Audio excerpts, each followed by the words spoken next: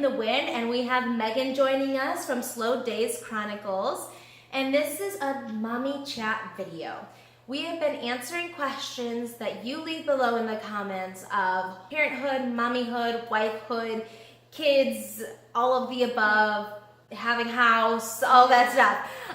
And so if you do have a question, leave it in the comments below and we will be sure to answer them. Today's question is, how has parenthood changed marriage? Yep. What have been the pros, the cons, the ins and outs? How has it changed marriage? Yep.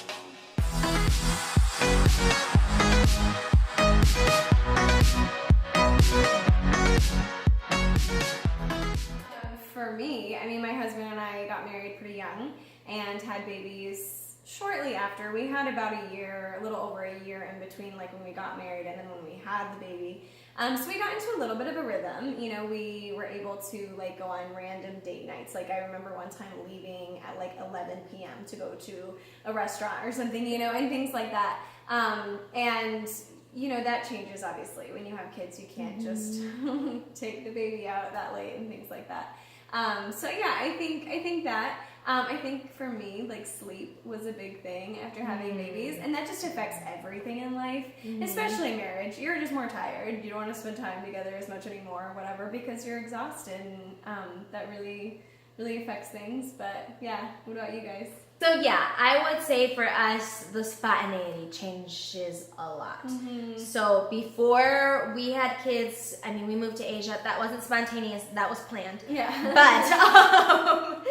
But in Asia, it was like, you know, like we could go for an elephant ride if we wanted to, and just different things like that. And we could be very spontaneous. Whereas after babies, it was like, what do you want to do? What do you mean, what do I want to do? I got a diaper to change. I got food to make. And so I feel like that is probably a con in that, you know, just having more responsibilities means you can't just go out and do what you want, which changes the relationship quite a bit. At the same time, though, it makes the moments of spontaneity mean that much more. Yeah. So, like, the little surprises of, like, I don't know, like, if I'm having a mommy day where I'm, like, you know, I'm trying to get the dishes done, the toddler's screaming on the floor, the baby's crying, and it's just, you know, going on and on and on. And it's just not been a great day, and I just feel frazzled, and I probably got like baby food in my hair, and you know, it's just like, it's just one of those days. And then my husband, not knowing anything about this, just on his own, leaves work early, picks me up flowers, brings it home. This doesn't happen a lot, but it has apparently. brings it home, sets the flowers down, you know, brushes baby food out of their hair. Like, how are you doing, beautiful? It gives you a kiss when I know that I'm like,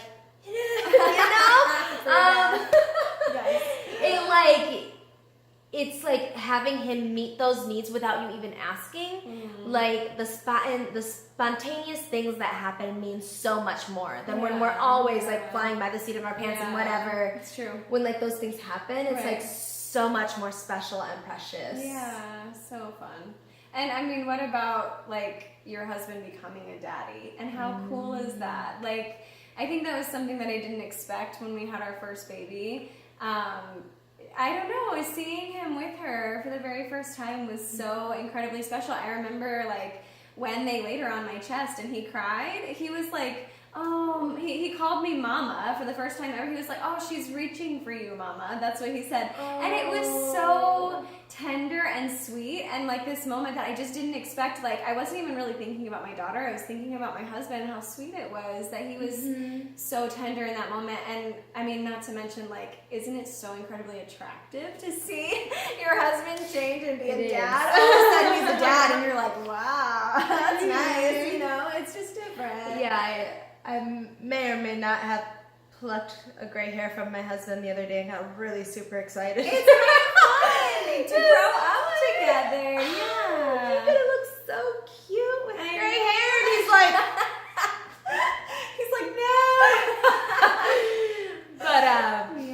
But yeah, like to see him step into that role. Yeah. Like there are things that I am deficient at that he is strong in. Yeah. And you know what?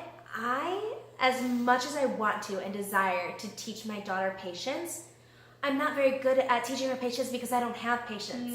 And like to see him, a patient man, being able to teach my daughter the things that I can't is amazing, extremely attractive. Yeah. Just to see him love on them, play with them, even making funny faces is just so it's beautiful. Attractive. Yeah.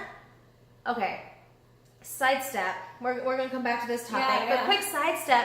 Single parents, like, oh man, yeah. seriously, you are rock stars, and I don't even know how you do it. Like, I literally often think about what if I was a single parent. Yep. And it blows my mind. I'm like, I I can't so even hard. process that. So hats off to Yeah, you. for Like, real. you are amazing and a rock star. Yeah. And I hope that God brings someone into your life.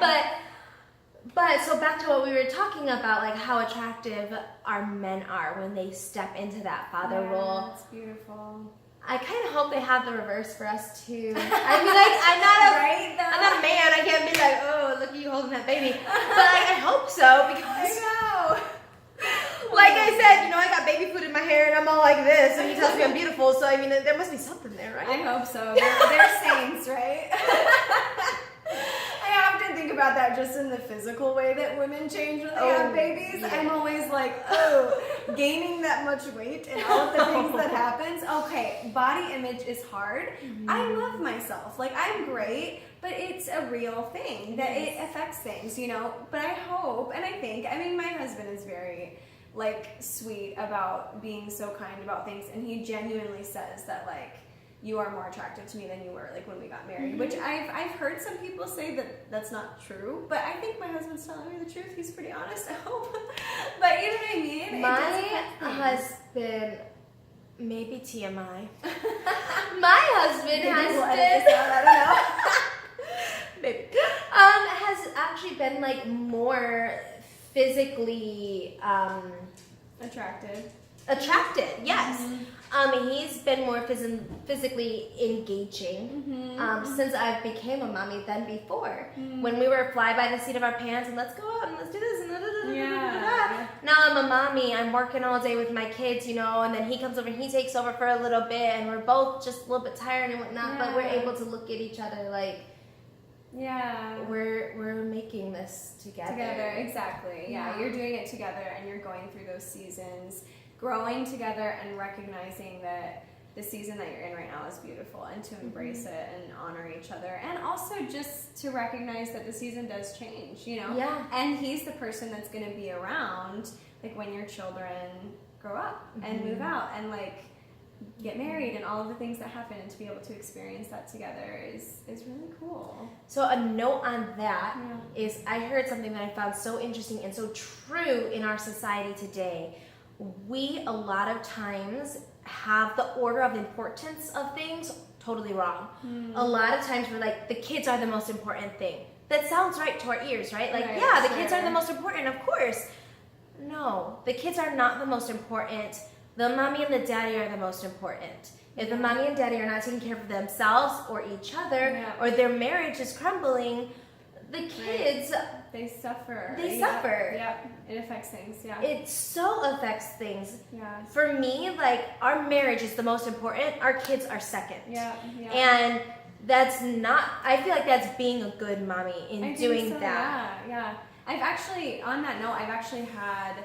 like mommy friends of mine that sounds kind of weird that they're like in a completely different season, but like I have mommies that are like in their 50s that are kind of actually friends of mine, and they tell me like that after a certain amount of time their kids will grow up, and then they look across the table at this man that they haven't looked at in like 10 years. Like, yes, you look at them, but to really actually look them in the eyes and think like, who are you? Like, you're going through these seasons with this person, and all of a sudden you're changing so much. And then this particular friend of mine was like, it's crazy how you do this stuff with the kids for so long that then they become your life. When I think it is really important to remember that at the end of that season, when your children are getting married or growing up and even losing their own identity, not just their husband's identity, but their identity. Exactly.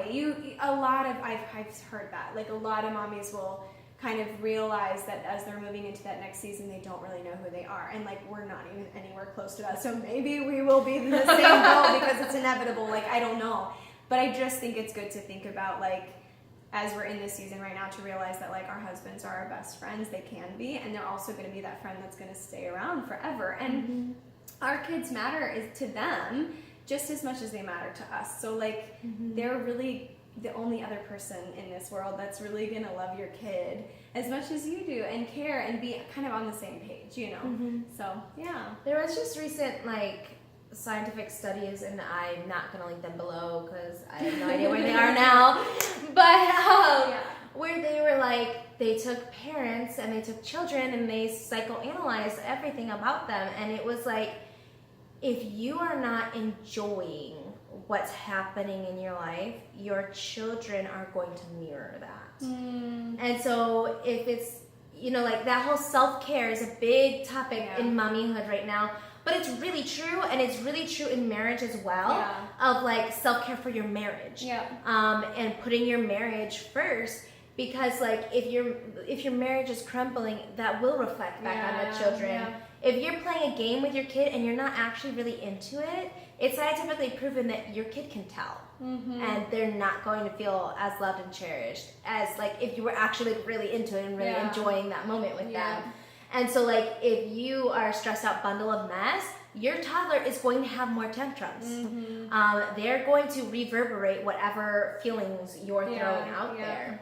Which, along that note, I want to say for myself that it's inevitable sometimes to feel the stress and the stuff, and we can't actually expect ourselves to be perfect. But I think being able to learn how to like hone in on a healthy way to deal with those emotions is really good for our kids, because we can't just pretend like we're happy all the time, but they can learn from us that we can deal with stress in a good way, and we can deal with stuff with our husbands in a good way, and they're building their worldview based on us, especially stay-at-home moms, because we're the only things that they're really around super often. They're safe with us, they're growing, they're developing what they think about marriage, about life, about God, you know.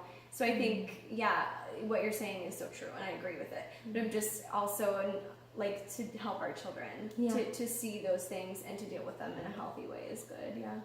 So I totally wasn't planning on sharing this. This is not a sponsored video in any way, but something that has actually like helped my marriage to some extent is the website thedatingdivas.com.